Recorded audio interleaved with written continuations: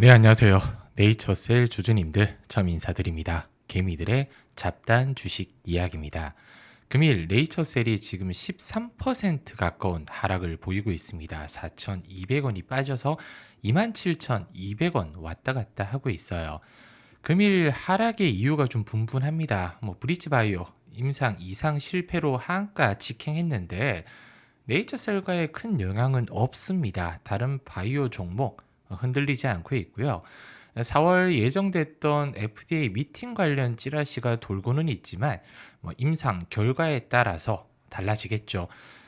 금일은 이제 과거 내용을 한번 살펴보려고 해요. 결론부터 말씀드리자면 네이처셀 지금 정리해도 후회는 없을 것 같습니다.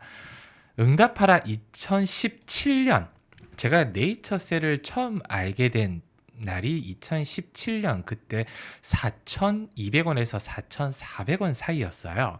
그때가 지금 다시 생각나는 이유는 2017년입니다. 오타네요. 임직원 스톡 옵션 주식 매수 선택권이죠. 7배 차익을 냈습니다. 그 당시 14년에 1,000원짜리, 그리고 2015년에 1,700원, 2,000원짜리 주식 매수 선택권을 부여했는데 6,000원, 7,000원까지 올라서 그때 7배 차익이 났거든요. 근데 거의 6만 원, 한 50배에서 60배까지 올라갔어요. 그 당시 네이처셀 회사는 미국의 조인트 스템 임상 결과가 매우 우수하다, 이런 이야기를 했습니다. 헷갈리실까봐 말씀드렸는데 2017년이에요. 바이오스타 중증 퇴행성 관절염 줄기세포 치료제 조인트 스템 국내 허가가 임박했다. 이게 4,000원, 6,000원대 주가를 이런 내용으로 6만 원까지 끌어올렸습니다. 네이처셀은 세계 최초 퇴행성 관절염 자가줄기세포 치료제 개발 성공했는데, 이 당시 이슈가 됐던 관절염 치료제 코롱 티슈진 아마 기억하시는 분들 계실 겁니다. 이 당시에 어마어마한 이슈를 좀 불러일으켰는데 네이처셀도 줄기세포 치료제로 개발 성공했다. 그리고 바이오스타는 네이처셀과 알바이오가 공동으로 운영하는 연구소고요. 미국 시장 임상 3상 끝난 후에 2021년쯤 시판 계획이라고 회사는 이야기를 했어요. 출시 1년 내 10만 명의 환자 대상으로 매출액은 10억 달러를 달성하겠다, 이런 목표를 내세웠었죠. 그리고 2017년, 지금이랑 비슷합니다. 네이처셀이 이제 미국 허가 당국에게 조인트 스템에 대한 신속 허가 승인 추진을 했습니다. 임상 2, 3단계에서 조건부 판매 허가를 인정하는 미국 FDA죠. 첨단 재생의약품 RMAT 통해서 조인트 스템 첨단 재생의약품 지정받게 되면 미국에서 실시 계획인 2차 임상시험을 2018년까지 완료할 예정이며 이후 2019년 미국 FDA 허가 신청까지 도전할 계획이다. 요 내용으로 요걸 추진을 했다는 거죠. RMAT는 최근에도 작년에도 이슈가 한번 됐었잖아요. 주가를 한번 펌핑했던 이유인데 2017년입니다. 이때도 동일하게 주가를 끌어올렸습니다.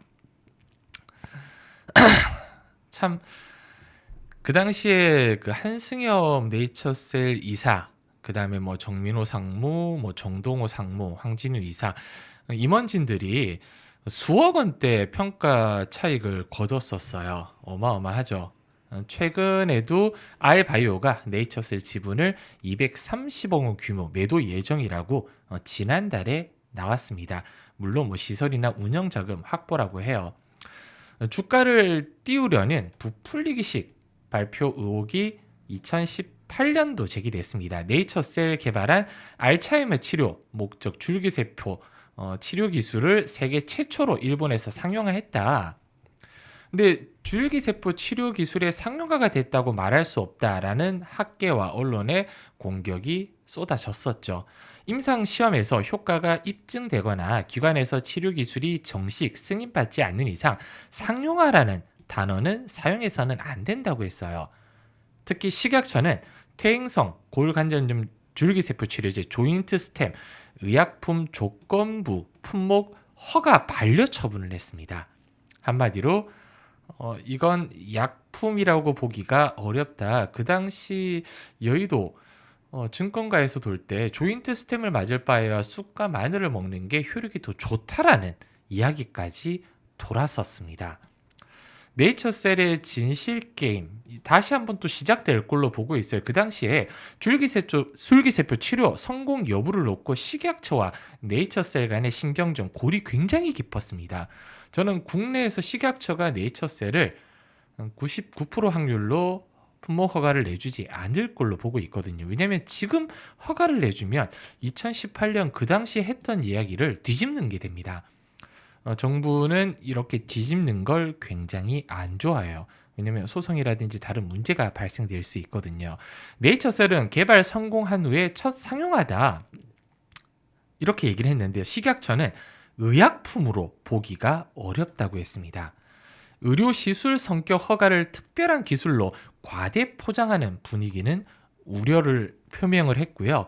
의료행위 개념이지 의약품 개념이 아니다라고 얘기했습니다.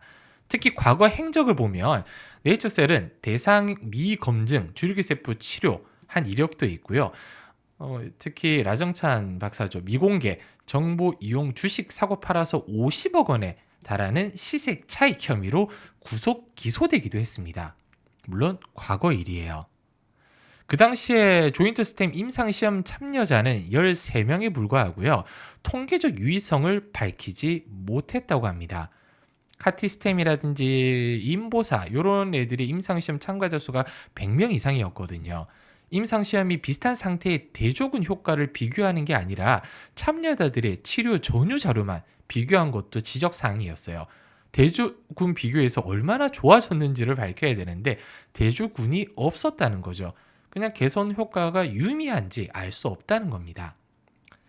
이런 내용 때문에 과거 차트 한번 보고 올게요. 4,000원대 제가 요때 체크를 했었거든요. 61,000원까지 올라갔습니다. 어마어마하죠. 거의 한 6, 7개월 만에 12배가 올랐어요. 그리고 품목 허가 실패로 다시 곤두박질 쳐서 4,000원대로 회귀했습니다. 그리고 이때 코로나 치료 재료도 한탕 해먹었는데 이건 제가 다음 영상에서 좀 다뤄드리고요. 작년부터 이렇게 끌어올렸던 이유는 다 알고 계실 겁니다. 조인트 스템이 이제 한국 최초로 FDA 혁신 치료제 지정됐다는 뉴스는 아마 보셨을 거예요, 얼마 전에. 근데 PER이 지금 1481배입니다. 임상 성과 여부가 주가 방향성을 결정할 텐데요. 저는 다시 말씀드리지만 일봉으로 보면서 좀 설명을 드릴게요. 금일 정리해도 큰 무리는 없다. 지금 21선 딱 걸쳐 있는데 21선 깨지게 되면 요 라인 2만원대 초반대까지 61선까지 내려오는 건 자명해 보입니다. 여기까지.